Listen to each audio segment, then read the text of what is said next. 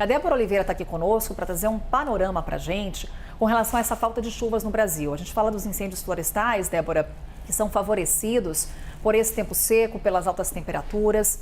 A questão é, não está chovendo.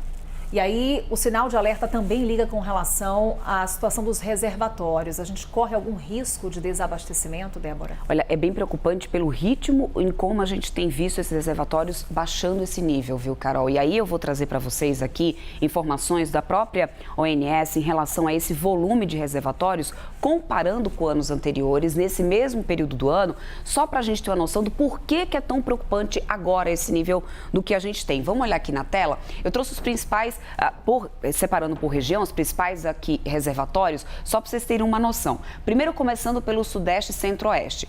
Lá em 2001, que foi aí dos últimos anos o período mais preocupante, a gente chegou a uma capacidade de 16,8%. Foi muito crítica aquela situação em 2021, acho que todo mundo lembra sobre isso. 2023, nesse mesmo período do ano, olha só, a gente estava com o reservatório na casa dos 72,3%.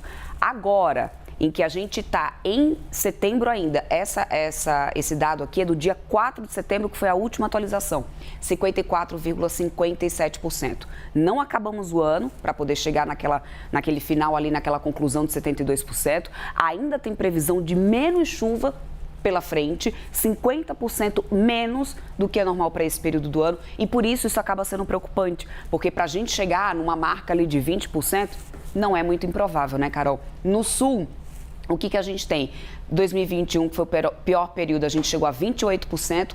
Ano passado, olha só isso, gente, 90% da capacidade dos reservatórios por lá. E aí, agora, a gente está em 62,28%. Vamos ver o Norte e Nordeste na próxima tela, que é ali uma região que vem preocupando bastante, ainda mais eu vou falar por quê para vocês. Olha só, Nordeste 41%, ficando abaixo dos 50% por isso. Os que estão abaixo dos 50% eu pedi para poder deixar vermelhinho, para poder vocês prestarem mais atenção. Ano passado a gente estava em 67, estamos em 55,20.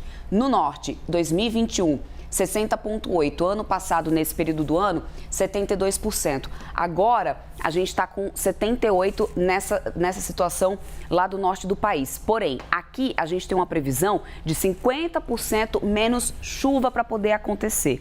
E por que é tão preocupante? Quando a gente fala de menos chuva, a gente está falando também de um PIB menor.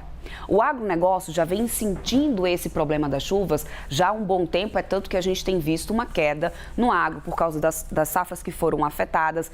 Para além disso, Carol, ainda tem a questão do transporte, que você já falava sobre isso aqui ontem. A logística nessa região ali do norte, principalmente, depende muito dos rios para poder conseguir fluir.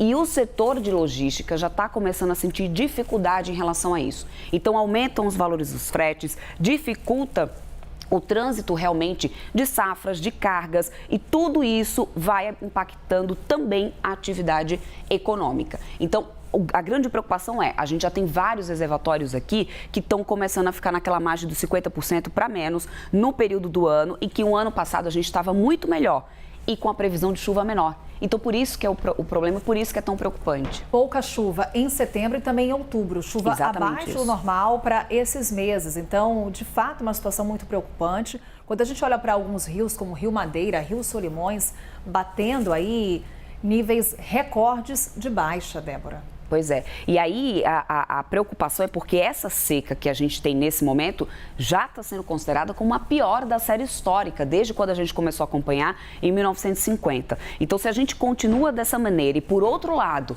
tendo essas queimadas como a gente está vendo acontecer, Carol, é uma situação muito mais do que delicada, assim, é até difícil da gente tentar definir para quem está em casa, para tentar entender o grau de gravidade do que a gente está enfrentando agora.